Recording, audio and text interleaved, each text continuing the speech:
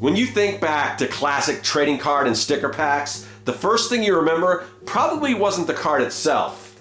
It was the wrapper. That crinkly piece of wax paper was your ticket to a whole world of fun. It wasn't just the packaging, it was the storytelling, the branding, and the promise that something cool or gross was waiting inside. From Garbage Pail Kids to wacky packages, the wrapper was half the magic. So today, I'm taking my gross food sticker set to the next level by designing its own wax packaging. I want it to feel so authentic, like something you grab off the shelf of an 80s convenience store. Tear it open with your sticky fingers and instantly regret it in the best possible way. I'm Scott Circlin. Join me in the Art Lab. Let's suit up. Welcome back to the Art Lab. Now that we've completed the gross sticker designs both front and back, it's time to move on to the wax wrappers. If you've been following this project, you know that way back when I created a prototype of these gross food stickers. That pack has since sold out. Now this whole journey has been all about me improving on that original prototype, giving it a facelift and making it bigger, better, and even more disgusting. So let's not waste any more time and jump into it. When I created my original prototype gross food stickers, one of the things that didn't quite sit well with me was the branding, specifically the name of the product. You see, I originally took the idea of these cards from a coloring book that I self-published through Amazon. Now, when you publish on Amazon, title and keywords are everything if you want to get sales. And the title you list the book under has to be printed on your cover. So, Gross Food Coloring Book informed potential buyers exactly what the book was about. By the way, if you're interested in getting the book on Amazon, I'll leave a link in the description. Anyway, when I made my original wax pack prototypes, I went with the same title, Gross Food. Sure, it's descriptive and informative, but not very clever. Now I have the opportunity to rethink the branding. I did a good amount of brainstorming and I came up with a lot of possibilities, from dumpster delicacies, cafeteria chaos, and leftover lunch bag, before deciding on it came from the fridge.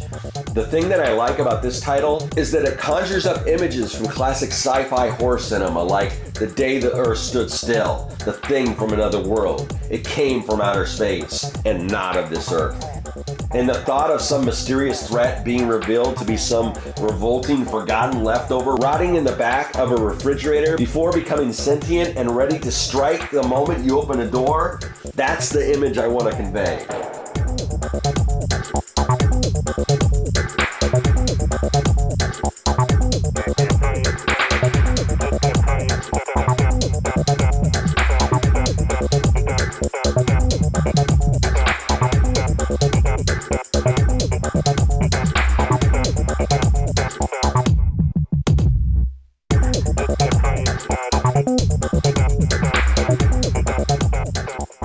Now that I have the title, I need to create a logo.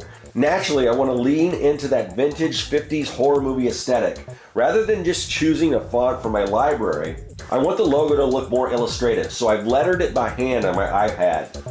Instinctually, I want to create an image of a grimy old refrigerator for the cover art.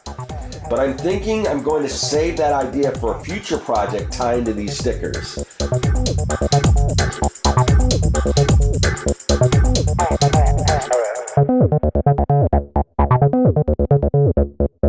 If you want to keep up to date with all the cool projects happening in the Art Lab, then join my mailing list. You get updates and freebies every month. And you can make your own comics and creative projects with the Comic Maker Starter Kit included in your free subscription.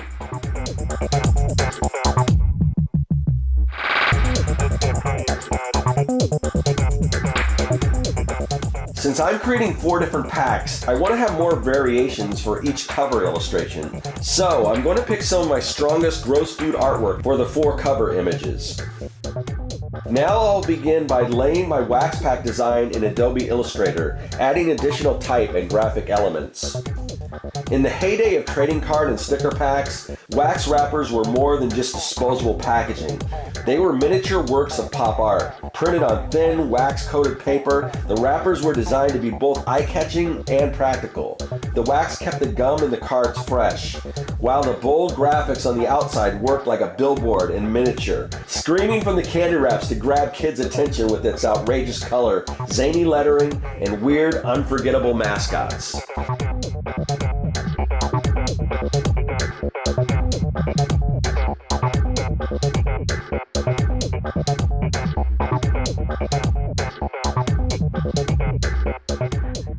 Once the layout is complete, it's time to import everything into Photoshop and add color. Classic wax packs were screen printed using a limited number of color, and even though I won't actually be screen printing the packs, I want to work with only a limited palette so they look like they are.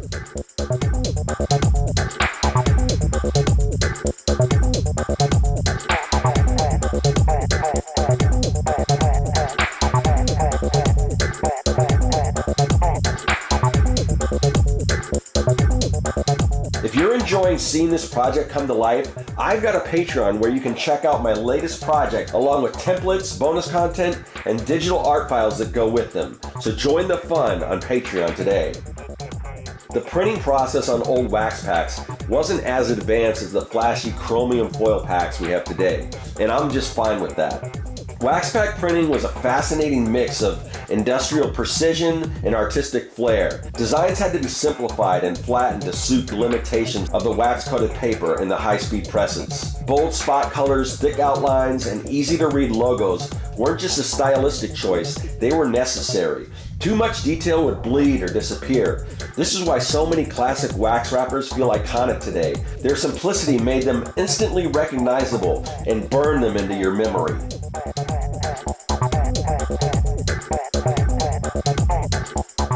What gave wax wrappers their character was the off-register printing and oversaturated ink. I use a few different products and techniques to achieve this vintage matchbook printed look. For collectors and kids alike, tearing into the wax wrapper was a ritual.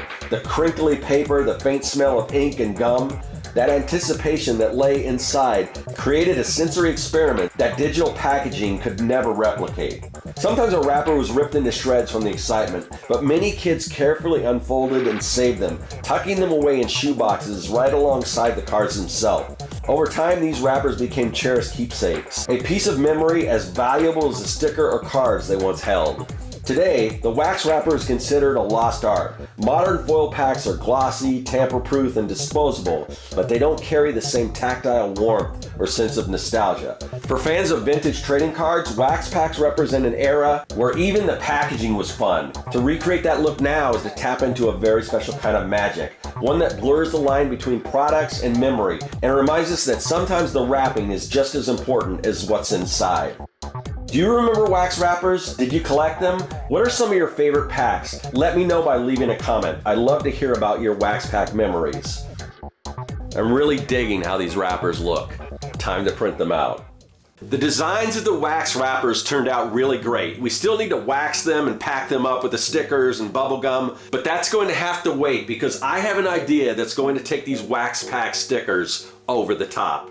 What is it? Well, you're going to have to tune into my next video to find out. Until then, hit like and subscribe and ring that bell for notifications. You definitely don't want to miss out on the big reveal. And if you want to see another totally awesome retro reventification project take place, then click this video right up here.